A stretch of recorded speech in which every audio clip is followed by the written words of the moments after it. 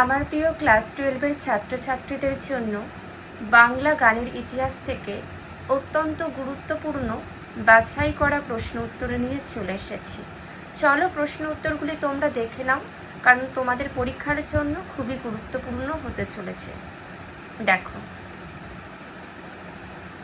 চলচ্চিত্রের সঙ্গীত পরিচালক হিসেবে সলিল চৌধুরীর আত্মপ্রকাশ ঘটে কত খ্রিস্টাব্দে?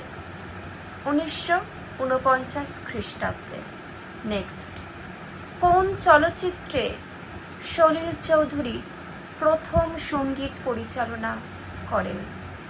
পরিবর্তন। নেক্সট, সলিল চৌধুরীর সঙ্গীত পরিচালিত প্রথম হিন্দি চলচ্চিত্র কি? দো বিঘা জমিন। নেক্সট, সলিল চৌধুরীর সঙ্গীত পরিচালিত দো বিঘা জমিন চলচ্চিত্রটির মুক্তির সাল 1953 খ্রিস্টাব্দ। প্রিয় ছাত্রছাত্রীরা, যেগুলো খুবই গুরুত্বপূর্ণ সেগুলোই তুলে ধরছি, আর বাকিগুলো তোমরা চাইলে একটু জাস্ট চোখ বুলিয়ে রাখতে পারো। দেখো, পরের প্রশ্ন, উই শ্যাল ওভারকাম। মনে পড়লো গানটা? উই শ্যাল ওভারকাম এর বাংলা অনুবাদ আমরা করব জয়, নিশ্চয়। একটা গান আছে না? এই গানটির গীতিকার শিবদাস বন্দ্যোপাধ্যায়।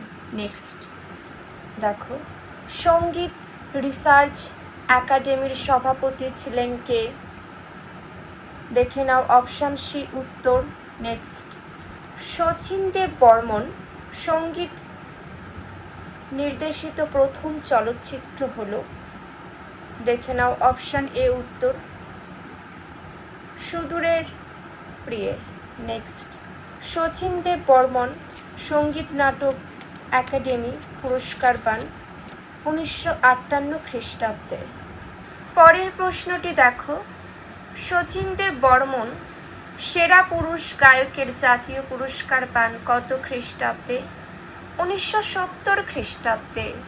নেক্সট, শচীন দেব বর্মন এশীয় ফিল্ম সোসাইটি পুরস্কার পান 1958 খ্রিস্টাব্দে। পরের প্রশ্ন দেখে নাও, নেপথ্য সঙ্গীত শিল্পী হিসেবে হেমন্ত মুখোপাধ্যায়ের কোন চলচ্চিত্রে আত্মপ্রকাশ ঘটেছিল? নিমাই সন্ন্যাস। পরের প্রশ্ন, মান্না দের প্রকৃত নাম কি ছিল? প্রবোধচন্দ্র দে। মান্না দের প্রকৃত নাম ছিল প্রবোধচন্দ্র দে। পরের প্রশ্ন, নেপথ্য কণ্ঠশিল্পী হিসেবে মান্না দের আত্মপ্রকাশ ঘটে কোন ছবির মাধ্যমে? মান্না দের আত্মপ্রকাশ ঘটে কোন ছবির মাধ্যমে? তামান্না ছবির মাধ্যমে। পরের প্রশ্ন, মান্না দে পদ্মশ্রী পুরস্কার লাভ করেন কত খ্রিস্টাব্দে? 1971 খ্রিস্টাব্দে। নেক্সট, মান্না দে পদ্মভূষণ পুরস্কার পান 2005 খ্রিস্টাব্দে।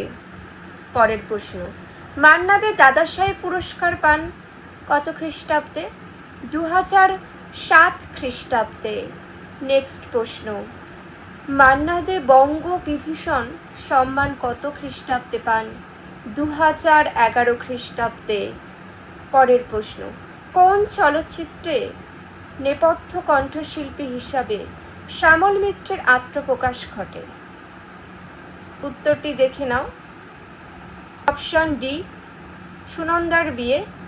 নেক্সট, 1952 খ্রিস্টাব্দে সুধীরলাল চক্রবর্তীর মৃত্যুর পর স্মৃতি তুমি বেদনার গানটি গেয়ে খ্যাতির শীর্ষে আরোহণ করেন কোন শিল্পী?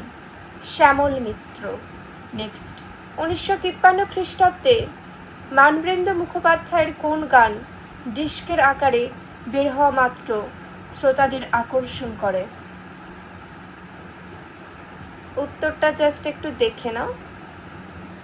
পরের প্রশ্ন দেখো, সন্ধ্যা মুখোপাধ্যায় বঙ্গবিভূষণ পুরস্কার পান কত খ্রিস্টাব্দে? 2011 খ্রিস্টাব্দে। নেক্সট, সাহারা চলচ্চিত্রের মাধ্যমে আত্মপ্রকাশ ঘটে কোন কণ্ঠশিল্পীর? আরতি মুখোপাধ্যায়ের। পরের প্রশ্ন, বাংলা চলচ্চিত্রে আরতি মুখোপাধ্যায়ের পদার্পণ ঘটে কোন ছবিকে কেন্দ্র করে? কন্যা ছবিকে কেন্দ্র করে। নেক্সট, আরতি মুখোপাধ্যায় মাসুম চলচ্চিত্রের জন্য ফিল্মফেয়ার পুরস্কার পান 1983 খ্রিস্টাব্দে। পরের প্রশ্ন, এমন একটি ঝিনুক খুঁজে পেলাম না গানটি গেয়েছেন কে? নির্মলা মিশ্র। নেক্সট, দেখে নাও, কিশোর কুমারের পোশাকি নাম কি ছিল? আভাস কুমার গঙ্গোপাধ্যায় বা গাঙ্গুলি। নেক্সট, কিশোর কুমার অভিনীত প্রথম চলচ্চিত্র শিকারী মুক্তি পায় 1946 খ্রিস্টাব্দে। পরের প্রশ্ন, কিশোর কুমার ফিল্মফেয়ার পুরস্কার পেয়েছিলেন 8 বার। পরবর্তী, ভূপেন হাজারিকা জাতিতে ছিলেন কে? কি ছিলেন? অসমিয়া। নেক্সট, প্রথম সবাক বাংলা ছবির নাম কি? জামাই ষষ্ঠী। প্রিয় ছাত্র ছাত্রীরা, যে সকল প্রশ্ন উত্তরগুলি তোমাদের জন্য আলোচনা করে দিচ্ছি এগুলো কিন্তু খুবই গুরুত্বপূর্ণ, এগুলো অবশ্যই তোমরা গুরুত্ব সহকারে পড়বে। আজকের মতন এতটুকুই, সবাই খুব ভালো থেকো।